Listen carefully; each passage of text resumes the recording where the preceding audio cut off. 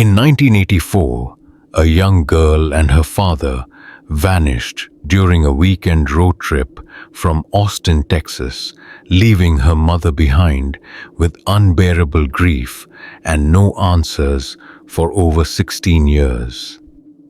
Then one day, a junkyard owner made a chilling discovery that would unravel the mystery and turn Margaret Holbrook's world upside down. The warm autumn light streamed through the windows of Margaret's living room, casting long shadows as she sat frozen on her floral sofa, clutching the TV remote. Her mother Doris sat beside her, sharing the same silent tension that haunted them each year. "It's almost time," Margaret murmured, raising the volume.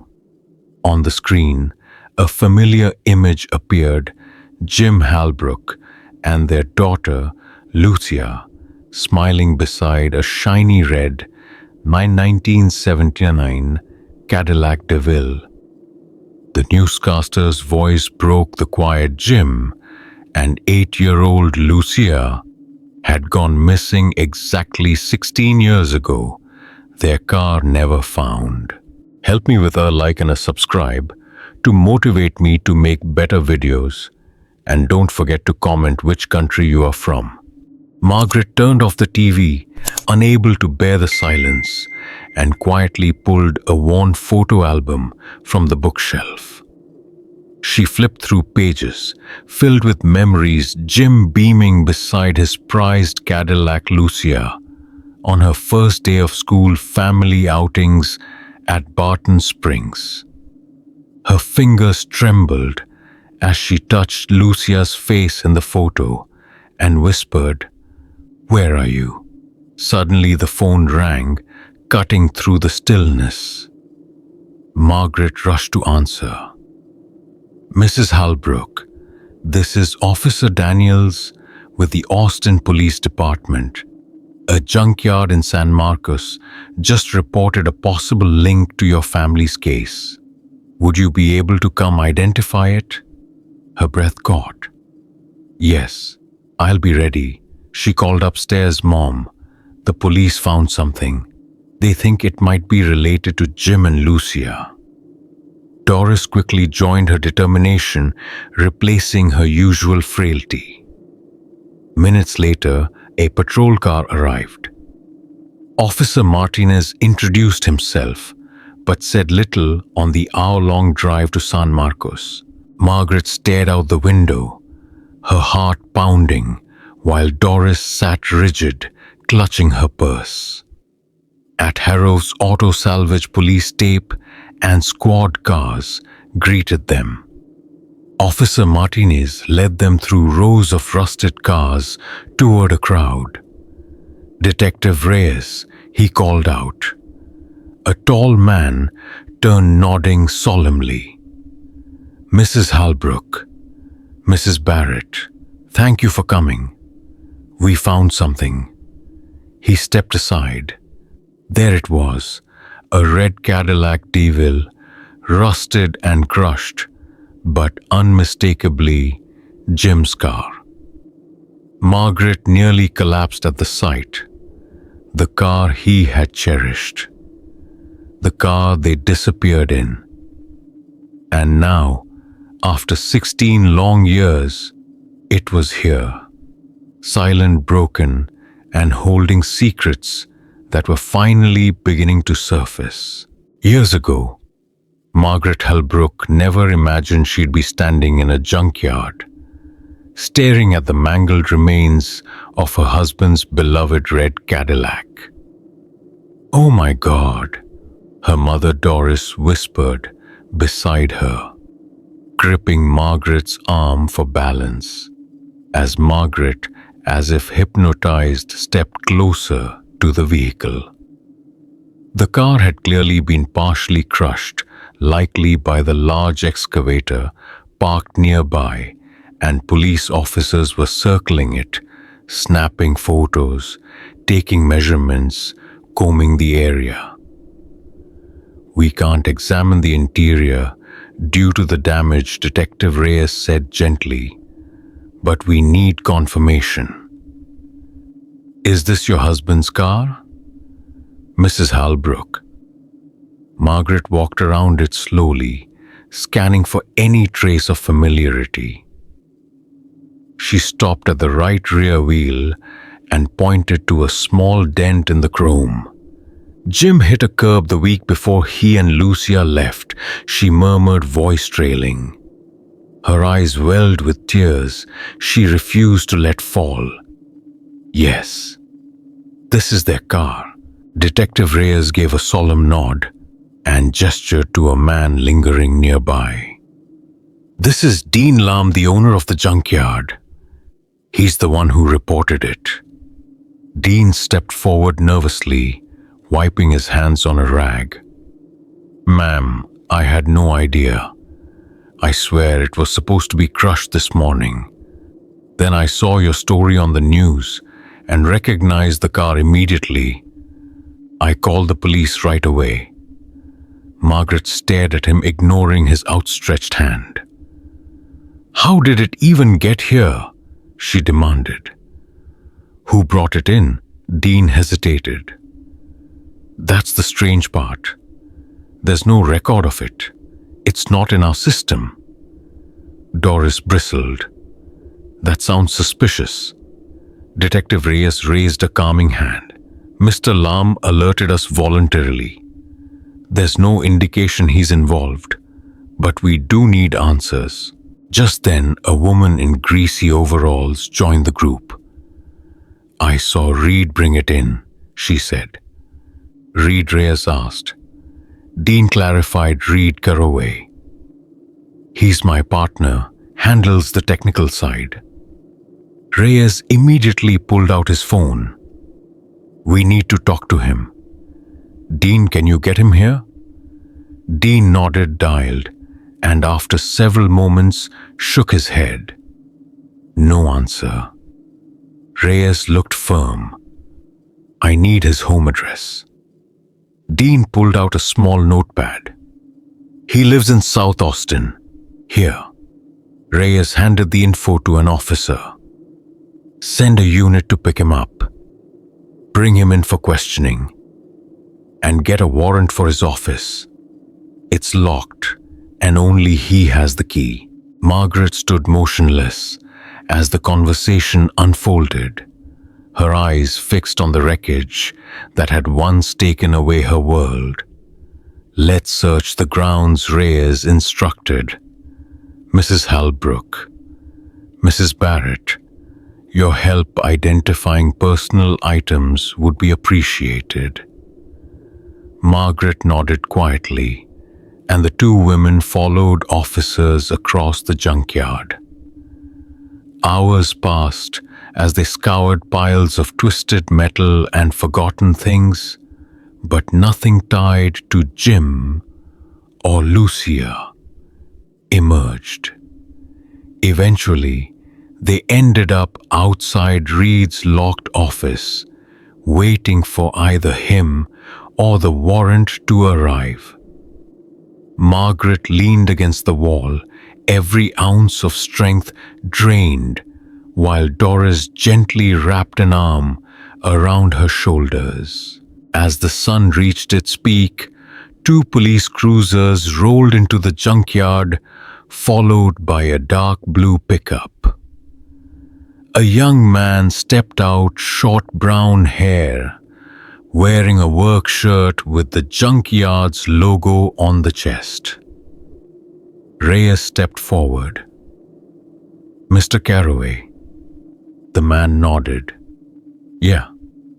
What's this about?" "I'm Detective Reyes. We're investigating the appearance of a red Cadillac tied to a 16-year-old missing persons case."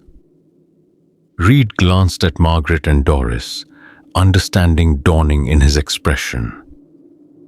"I'm so sorry," he said, walking over to them and offering his hand. Margaret hesitated, then shook it. "The vehicle wasn't logged into your system," Reyes continued.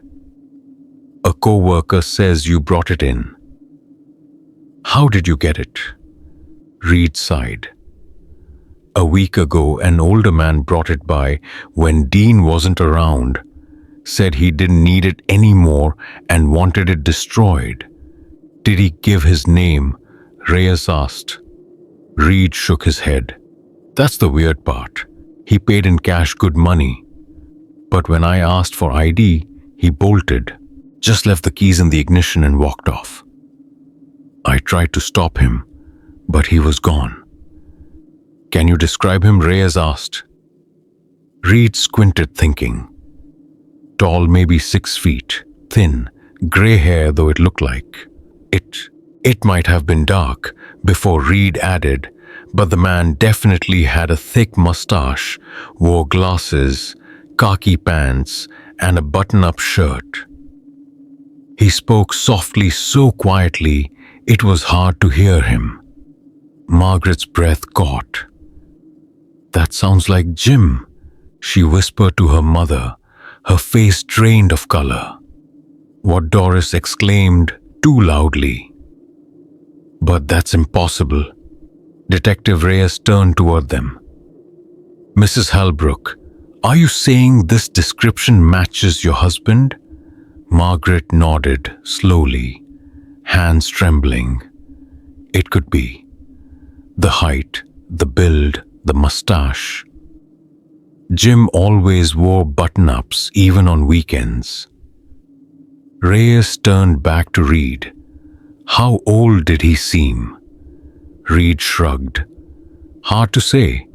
Maybe in his 50s, but he looked worn down, tired, older than he probably was. Doris shook her head. It doesn't make sense. Jim loved that car. He worked so hard for it. Why get rid of it now after all these years? And where is Lucia? Margaret added, her voice stronger now, but filled with pain. Reyes raised a calming hand. Let's not jump to conclusions. We'll investigate further. Turning back to Reed, he said, We'd like to search your office. One of your co-workers mentioned it's always locked. Reed nodded. Yeah, of course.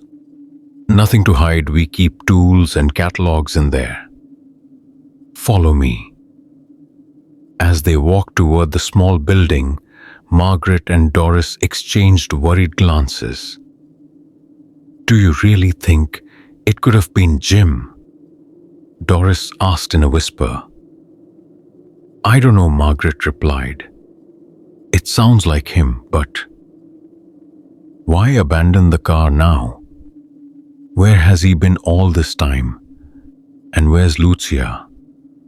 It doesn't feel like something Jim would do. Maybe someone's trying to throw us off, Doris said quietly. They reached the office at the end of a narrow hallway. Reed unlocked the door and stepped back to let Detective Reyes enter first. Please wait out here, the detective instructed. We'll let you know if we find anything important. As they waited, Doris suddenly clutched her chest, her breathing strained. Mom, Margaret said, alarmed. What's wrong? My asthma. Doris gasped, digging through her purse. The stress. My inhaler. Margaret helped her to a bench nearby, finding the inhaler and helping her mother use it. Slowly, Doris's breathing calmed. I'm okay, she insisted after a few minutes, still pale. Just overwhelmed. Sorry for the scare. Reyes approached concerned. Would you like us to call an ambulance? No. I'll be fine, Doris insisted. Just need to rest a little. Meanwhile, officers began emerging from the office with various items, each time holding them out to Margaret and Doris. Margaret examined each one carefully, but none belonged to Jim or Lucia. After nearly an hour, Detective Reyes returned. We finished our search. I'm sorry. But we didn't find anything directly linked to your husband or daughter. Margaret slumped, her hopes slipping. So we're no closer to knowing what happened. Actually, we are, Reyes replied. Finding the Cadillac is a huge step forward. Now we need to learn who brought it here and why. Turning to Reed, he added, Mr. Carroway, we'd like you to come down to the station to give a full statement. Of course, Reed said without hesitation. Whatever I can do. Reyes then addressed the women. Mrs. Halbrook, Mrs. Barrett, we'd appreciate it if you came too. This new evidence changes the context, and we'd like to go over everything again. We'll come, Margaret said firmly. I'll drive myself, Reed offered. Heading back toward Austin anyway. Reyes nodded. That's fine. Be there within the hour. Margaret supported her mother as they walked toward the cruiser. Are you sure you're up for this? She asked softly. Doris gave her arm a reassuring squeeze. I wouldn't miss it.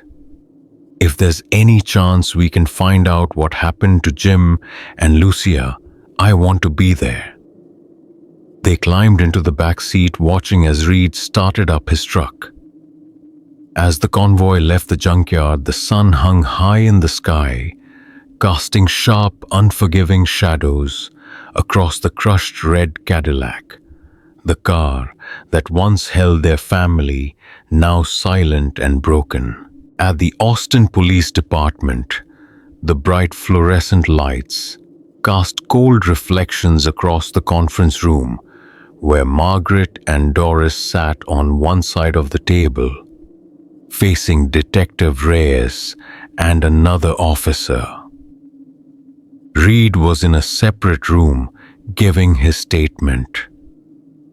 Reyes opened a thick file folder.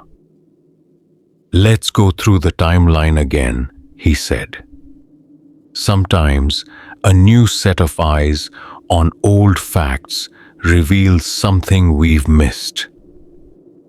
Margaret nodded, her hands tightly clasped on the table. Jim and Lucia left on a Saturday morning, October 12, 1984. Jim ran his dental practice here in Austin. He built it from nothing, was well respected, and had such a distinct style, his mustache colorful ties. Patients adored him, and Lucia, Detective Reyes asked gently. A faint smile touched Margaret's lips. She was 8, so bright, full of energy. She followed her father everywhere when she wasn't in school. You didn't go with them? The second officer asked. Margaret shook her head. No, Mom needed help that weekend moving furniture after Dad passed. It was just supposed to be a quick overnight trip. Jim wanted to show Lucia the fall foliage in the hill country, maybe stop by Enchanted Rock. They were supposed to be back Sunday. And when did you realize something was wrong? Reyes asked, though the file in front of him likely already held the answer. Sunday night, Margaret replied, her voice distant. Jim had promised to call before leaving Giano. When he didn't, I phoned the motel. They said Jim and Lucia checked out that morning. I called friends' family. No one had seen or heard from them. By Monday, I went to the police. Doris reached over, squeezing her daughter's hand. We've been searching ever since. Reyes nodded solemnly. We looked into every lead back then, interviewed motel staff, diners, checked surveillance bank records. But nothing. The technology wasn't what it is now, the second officer added. No cell phones, fewer cameras. We did what we could. And now, 16 years later, his car shows up in a junkyard. Margaret said, emotion tightening her voice, brought in by a man who may have been Jim. A heavy silence filled the room. Reyes leaned forward, eyes serious. Mrs. Halbrook, I have to ask, could your husband have left voluntarily? Margaret stiffened. No, absolutely not. We had a happy marriage. He adored Lucia. His business was thriving. There was no reason for him to leave. Sometimes people live secret lives, Reyes said gently. Lives they hide even from the ones closest to them. Not Jim, Margaret said firmly. And even if he had, which he didn't, he never would have taken Lucia from me. Just then, a female officer stepped into the room. Reed Caraway's finished giving his statement. He's waiting in the lobby. Reyes thanked her and turned back to the women. We'll continue following this lead. The car will be examined and we'll try to trace its history. But for now, I recommend going home and getting some rest. Margaret glanced at her watch, already past 2 p.m. Yes, we should, she agreed. We can arrange a ride, Reyes offered, escorting them out. In the lobby, Reed stood up when he saw them. All done. Yes, Margaret replied. Thanks for cooperating. Happy to help, he said. Then glancing at them, he added, I live near Hyde Park. Can I give you a ride? Reyes began to object, but was interrupted by another officer with an urgent message. While he stepped aside, Margaret weighed the offer.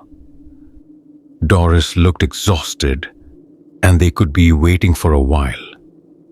We'd appreciate it, Margaret decided, trusting that the police had Reed's info and knew where he worked. I'll let Detective Reyes know. Doris leaned in. Are you sure about this? We'll be fine, Margaret assured her. Reed's truck was old but well kept. He helped Doris into the passenger seat and waited for Margaret to settle into the middle. Where in Hyde Park, he asked, turning out of the parking lot. Speedway near 45th. I'm on Avenue H. Funny, we've never crossed paths. Thank you again, Margaret said. The ride was quiet, the city calm under the afternoon sun. Reed made small talk about Austin, its growth and changes. But suddenly Doris gasped and began frantically patting her pockets. What's wrong, Mom? Margaret asked. My inhaler, Doris replied, worry in her voice.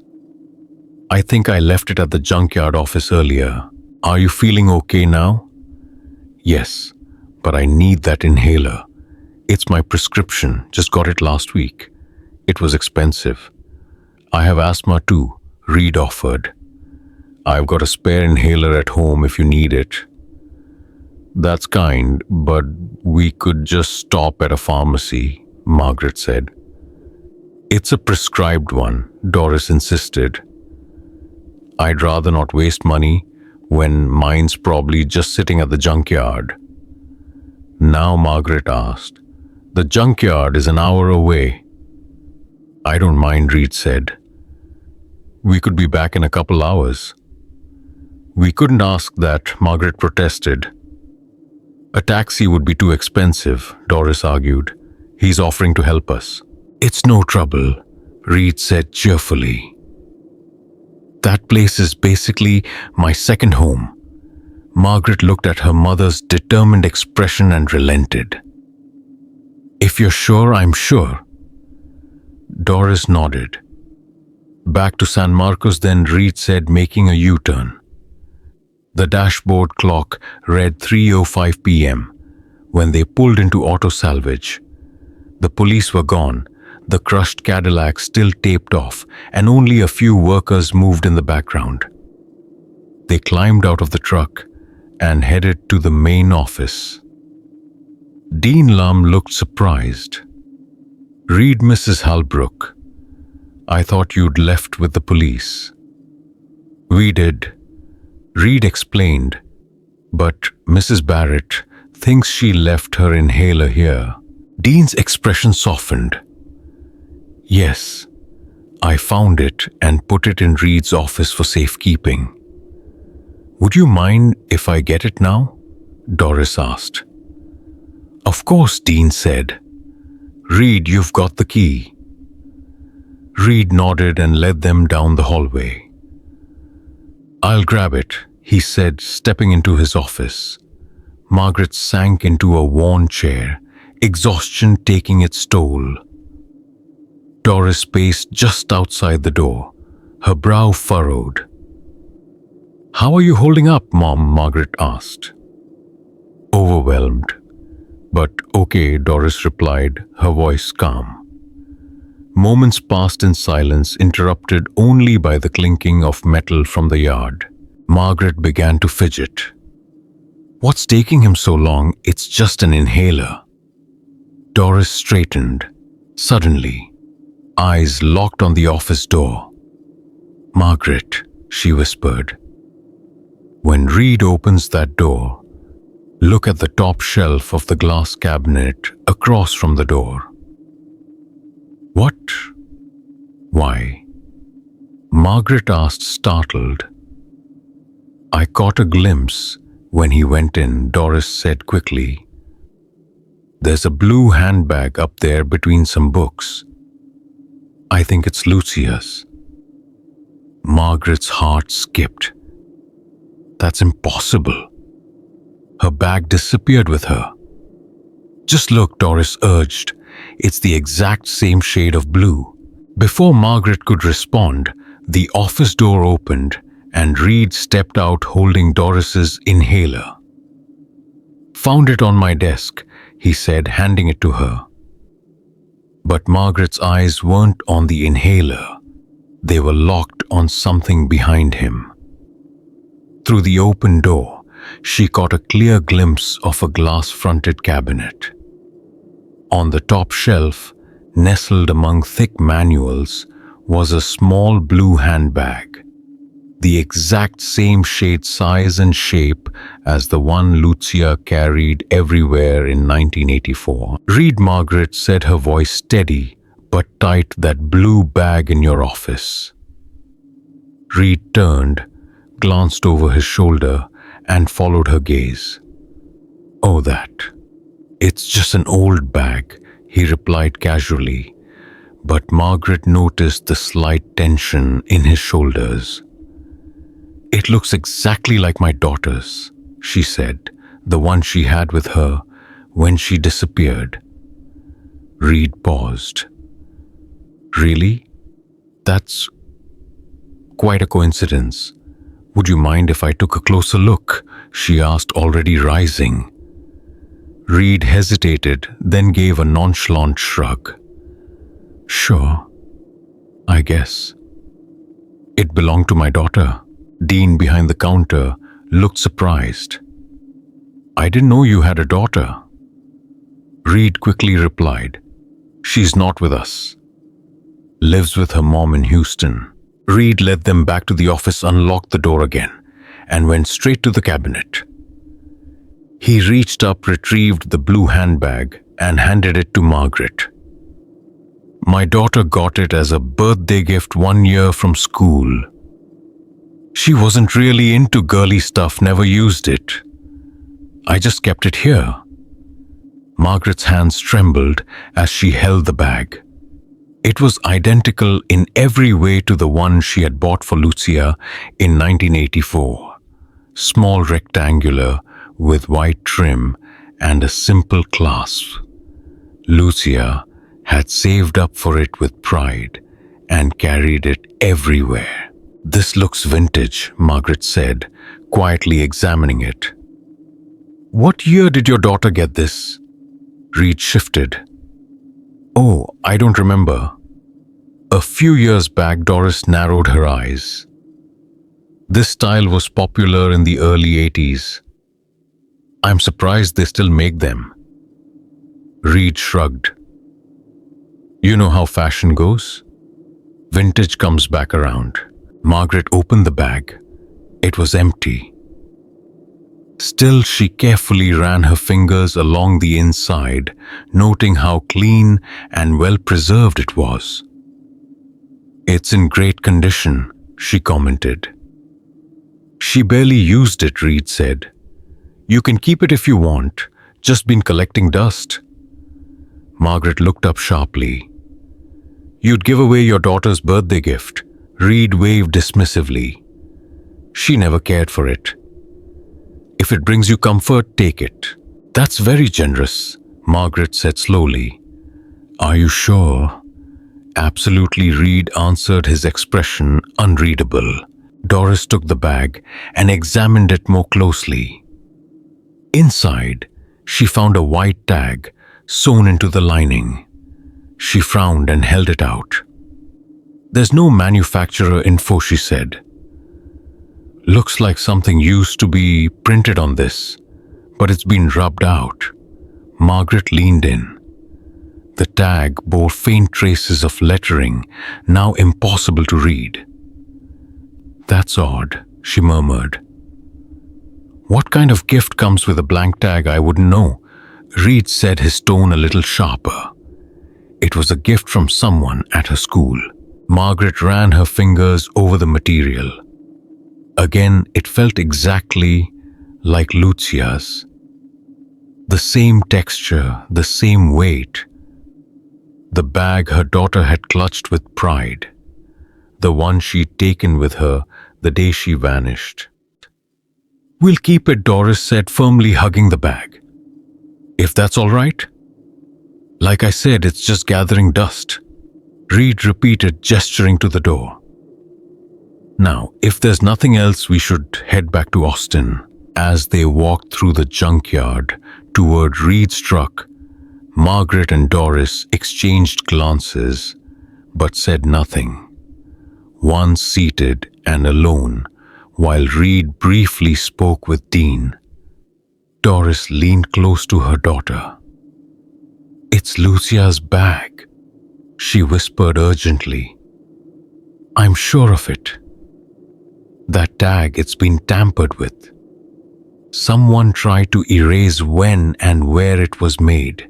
Margaret nodded slowly, her thoughts swirling.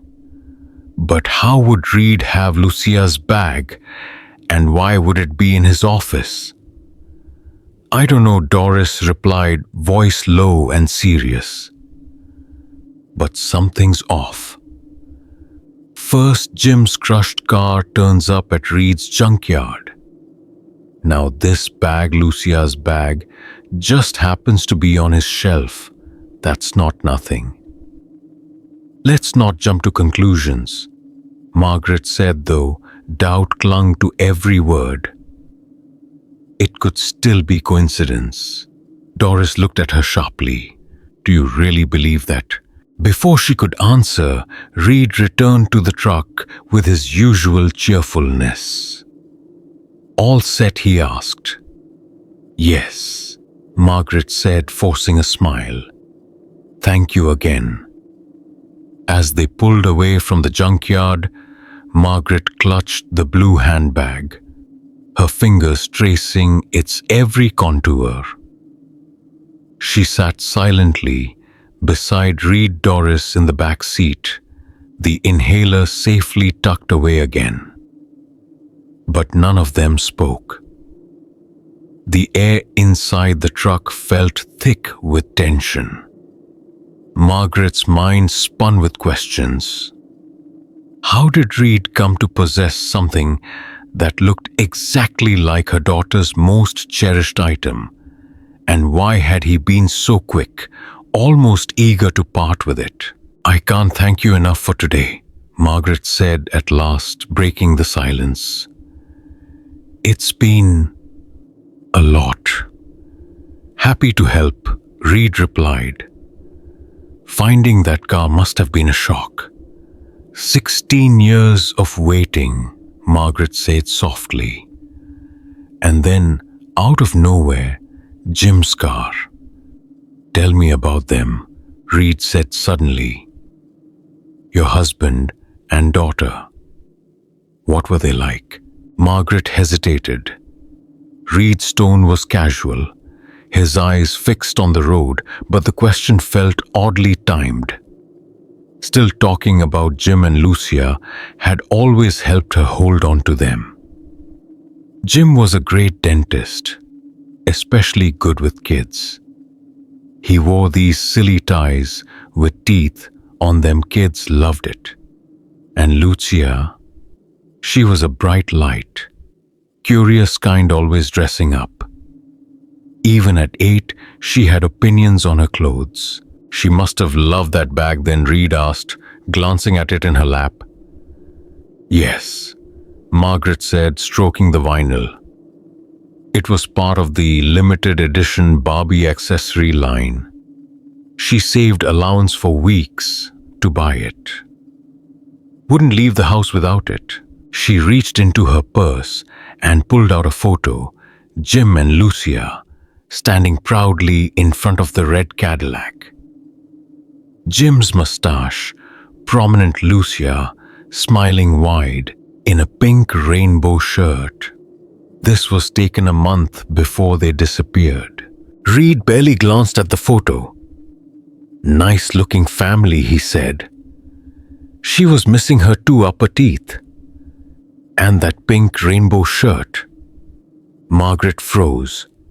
She hadn't mentioned the shirt, hadn't said anything about the missing teeth, and Reed hadn't looked at the photo long enough to notice such details. From the back seat, Doris was deathly still. Yes, Margaret said carefully, sliding the photo back into her purse, her hands trembling. The rest of the ride was wrapped in uneasy silence. Every so often, Margaret caught Reed watching her through the rearview mirror. Or was he watching the handbag? When they finally pulled up to Margaret's house, the relief was physical. Here we are, safe and sound, Reed said with a smile that didn't reach his eyes. Thank you, Margaret said as she climbed out. For everything. My pleasure, Reed replied. Let me know if you need anything. I'm in the book, Reed Caraway. Doris had already stepped out. Margaret joined her, and they watched in silence as the truck disappeared around the corner. Once inside, Margaret locked the door and bolted it. Did you hear what he said? Doris whispered. About her teeth, the shirt. Margaret sank into a chair, still holding the handbag. He couldn't have known, not from that quick glance. Doris leaned forward, eyes wide. Margaret. Is it possible Reed knew them or knows more than he's saying? That's a serious accusation, Margaret replied, but her voice was hollow. We don't have proof.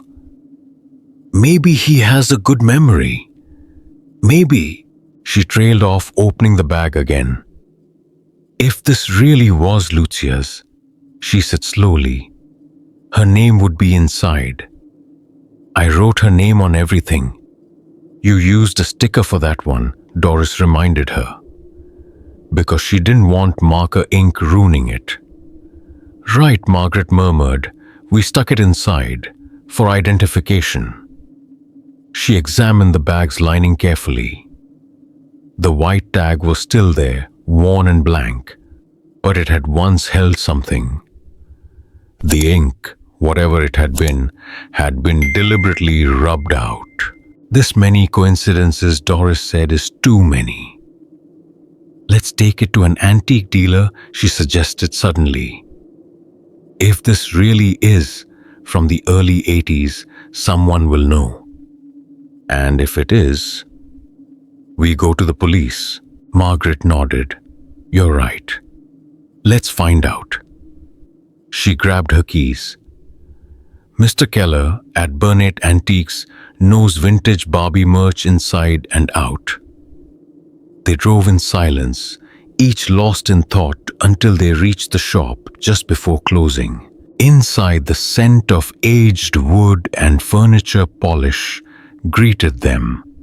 The place was crowded with knickknacks, glass cases, and towering shelves.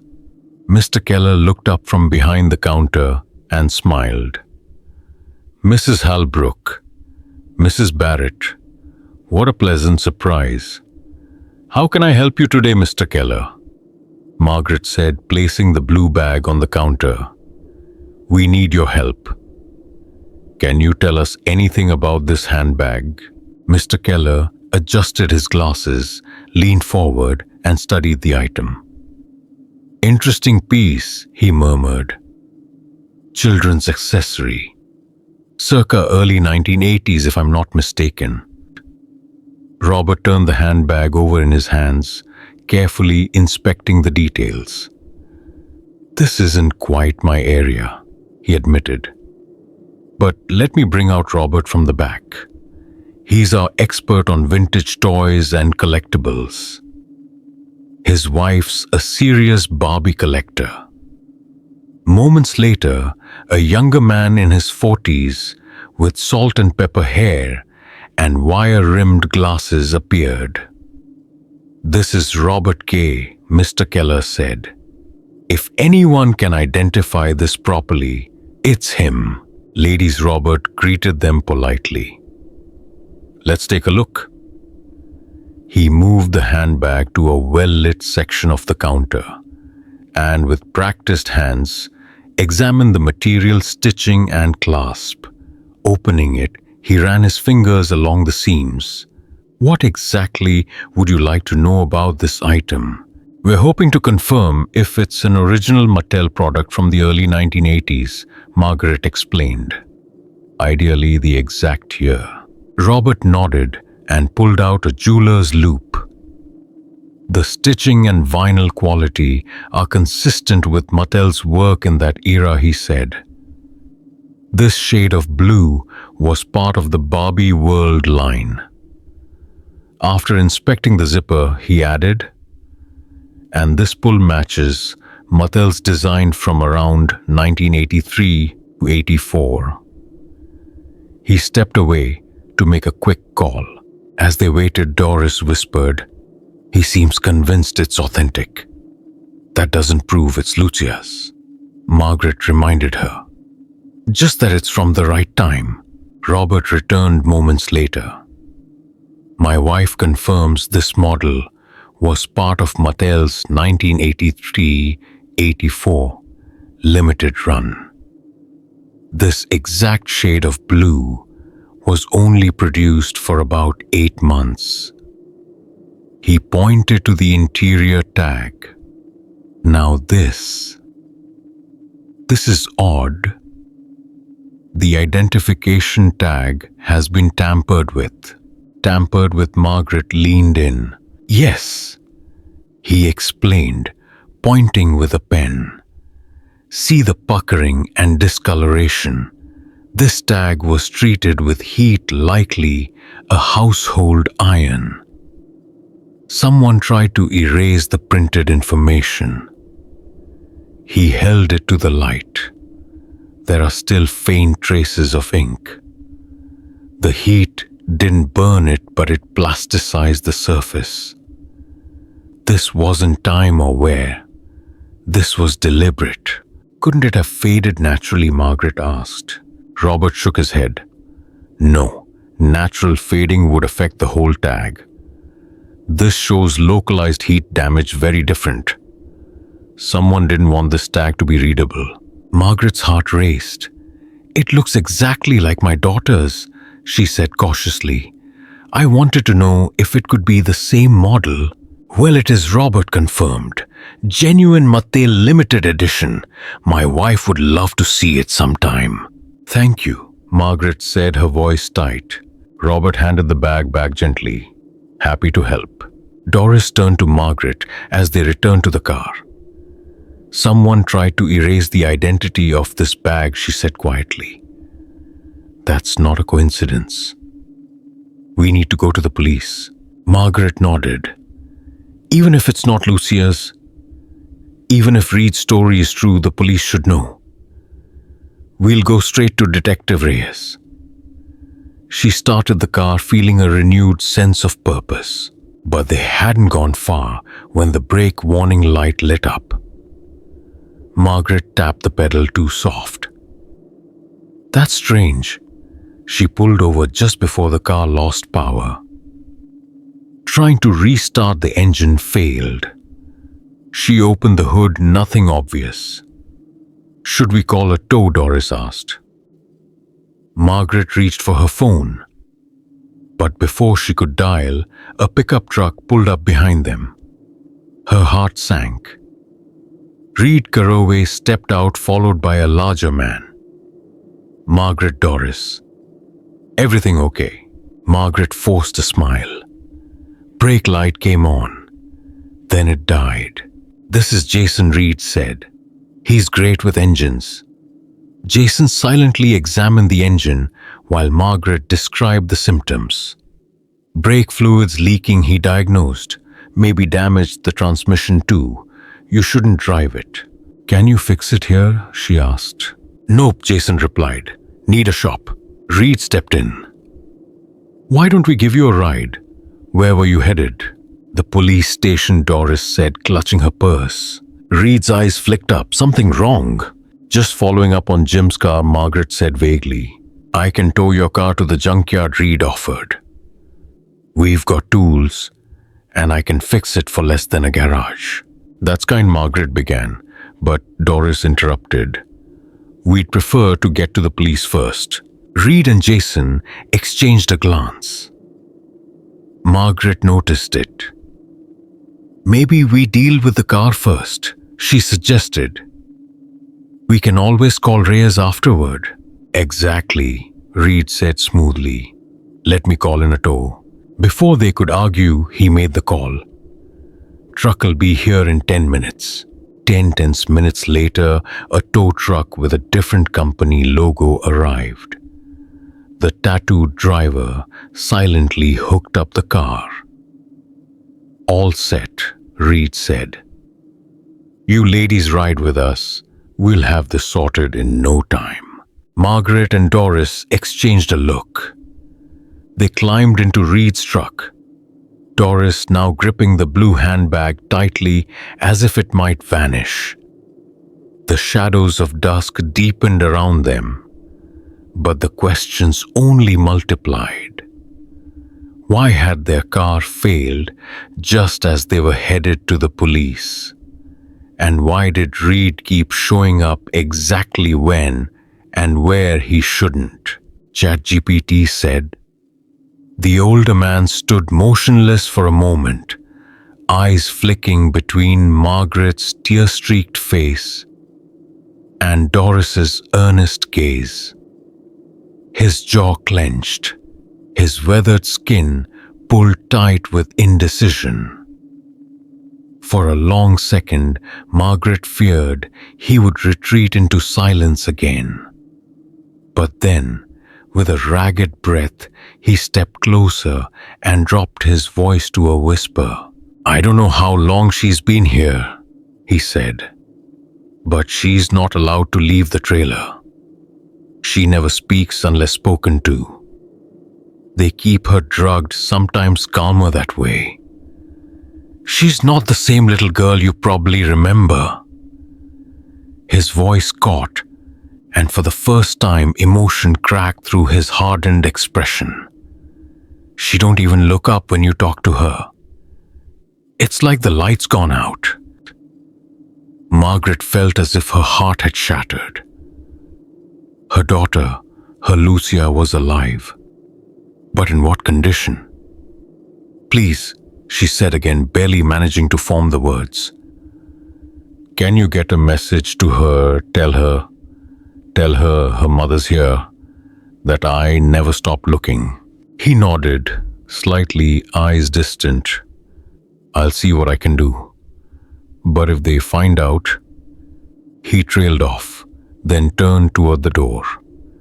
I'll make sure you don't go hungry tonight, and I'll come back later if I can. Wait, Doris whispered. If you can get to a phone, my daughter texted someone. A police detective. If they're tracking the phone, they might already be looking for us. Anything you can do to buy time. He paused again at the door, then gave one brief nod before disappearing down the hall. The door clicked shut. Margaret sank to the floor, her breath shaky, her mind racing. Her daughter was alive, broken, hidden, but alive. She turned to her mother. Mom, we found her. Doris nodded, eyes brimming with tears. We're going to get out of here, she said firmly. And we're bringing her home. Outside, the sun had dipped below the horizon, the clearing now awash in twilight. But even in the gathering dark, a flicker of hope had been lit, and Margaret clung to it with all her strength. Margaret and Doris exchanged a glance, exhausted, bruised but now filled with a determination born of hope. Margaret looked back at Lucia, still unmoving on the stretcher, her blanket-wrapped form stiff like a porcelain doll. We'll go with her, she told the young officer, firmly, voice low but resolute. Of course, the officer nodded, then gestured toward the waiting ambulance. We'll coordinate transport. A cruiser will follow the ambulance with you both inside. Doris gently helped Margaret climb up into the vehicle after her daughter. A paramedic guided Lucia's stretcher into place, gently securing it. Margaret took the seat beside her, never letting go of her daughter's hand.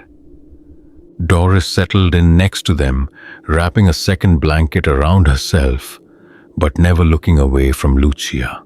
As the doors closed and the ambulance pulled away, the red and blue lights receded in the distance, leaving the broken farmhouse and the twisted wreckage of the past behind them. Margaret stroked Lucia's hair gently, whispering words from years ago. Nursery rhymes, birthday songs, bedtime promises, anything she thought might pierce the fog that had swallowed her child. We're here now, sweetheart, she murmured. We're not going anywhere. We found you, and we're going to bring you home. Lucia didn't speak. She didn't blink. But as the ambulance sped down the darkened highway toward the hospital, Margaret noticed the faintest twitch of her daughter's fingers against her own. It was barely there, so small she might have imagined it, but it was enough. A flicker of light in the long night ahead. Epilogue. 1 month later. The Holbrook home, once silent with unanswered questions and faded photographs, now bore a different kind of quiet. The kind filled with cautious healing. Lucia, still going by Samantha, for now had been in intensive psychological care since the rescue. Her progress was slow but steady.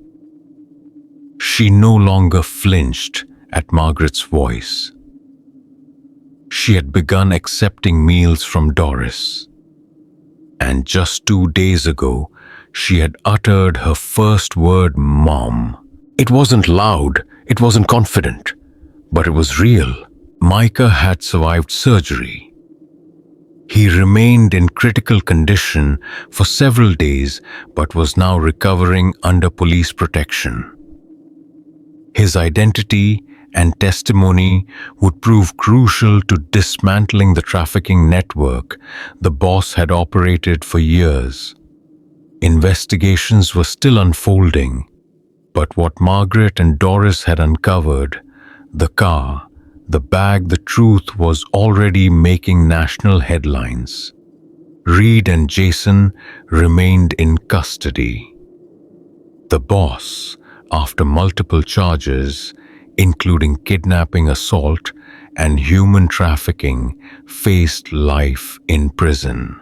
But for Margaret, none of that mattered, as much as the quiet moment she now shared at Lucia's bedside, brushing her hair, humming lullabies from a long time ago, and holding her daughter's hand through the shadows.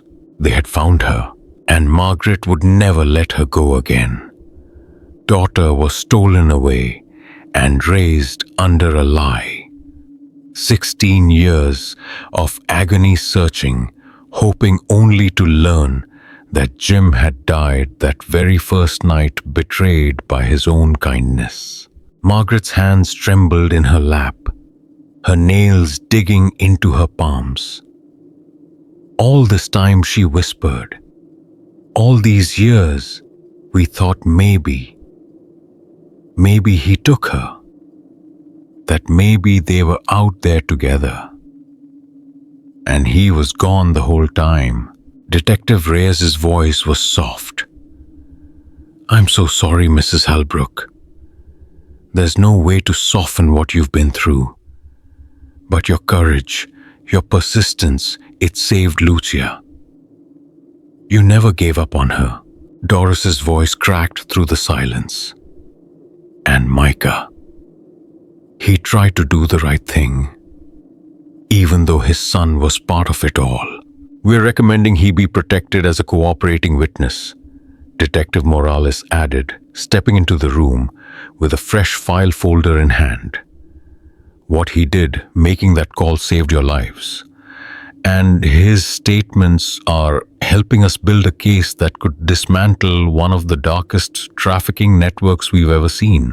Margaret looked up, her eyes dull but fierce. "What about Lucia?" "What now? She'll be placed under immediate care with specialists in trauma recovery," Reyes explained.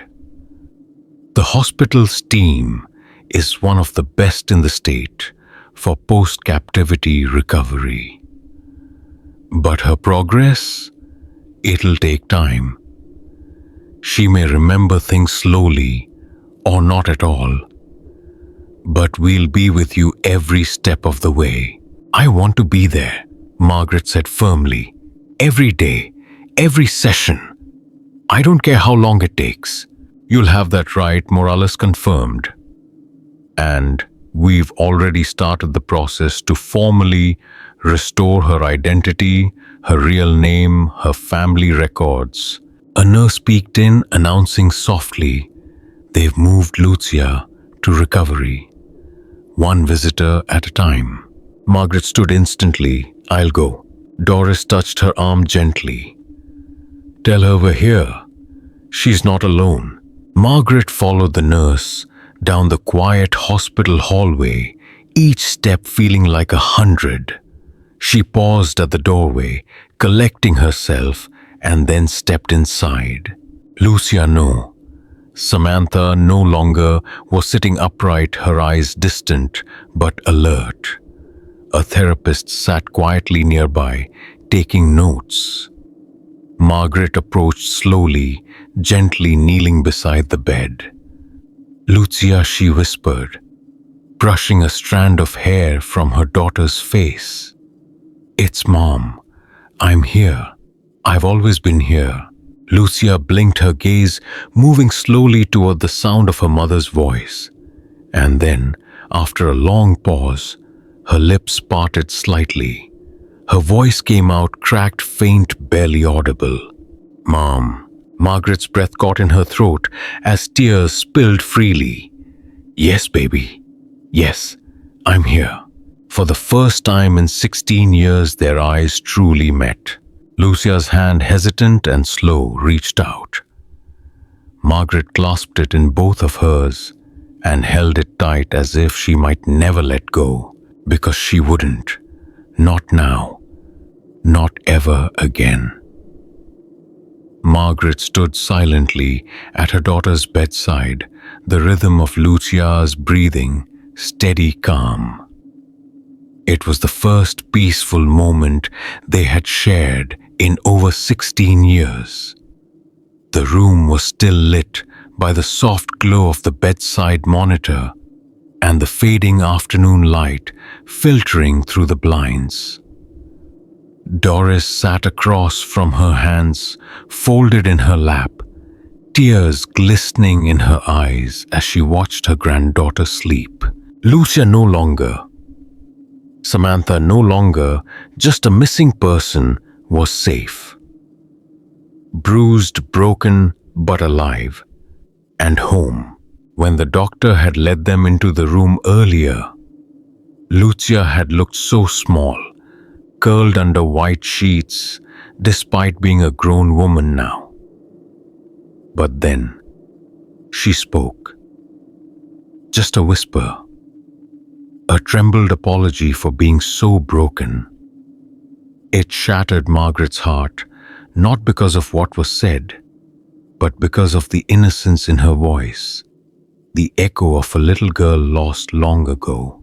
Margaret had fought back tears as she reassured her daughter, repeating the words she wished Lucia had heard every day of those lost years. None of this is your fault. We're here now. You're not alone anymore. Lucia's mention of her father, "I miss Daddy," had pierced Margaret like a knife. It brought back Jim's easy smile, his kind eyes, the way he doted on their daughter. That she still remembered him, still grieved for him. After all the darkness she had endured, told Margaret that a part of her little girl had survived inside. When the nurse came with news that Micah Carraway wanted to speak with her, Margaret had hesitated. But Doris had urged her to go. Now sitting beside Micah's hospital bed, she had seen a man ravaged by guilt, yet brave enough to act when it mattered most. "You saved our lives," she told him, and meant every word. Despite all he had failed to do before he had made the difference in the end. And in his quiet way, he had helped bring Lucia home. As Margaret returned to Lucia's room, she was met with a sight that brought a fresh wave of tears. Her daughter, sleeping truly, resting her face relaxed in a way it hadn't been since they found her.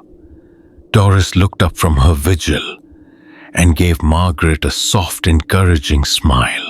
Margaret sat down again and took Lucia's hand in both of hers, gently cradling it. The warmth of that small gesture carried a message that words could never express. "We're here. We're not leaving. We will help you heal." Outside the room, nurses walked briskly past, doctors called orders, phones rang, life at the hospital moved on. But inside this room, time slowed. After 16 years of pain, grief, and unanswered prayers, Margaret Hellbrook had found her daughter. And as she sat in the quiet glow of hope and healing, she thought of the battered red Cadillac, crushed and buried for years, of the worn blue handbag hidden on a shelf, of the countless dead ends and missed chances that had finally led them here.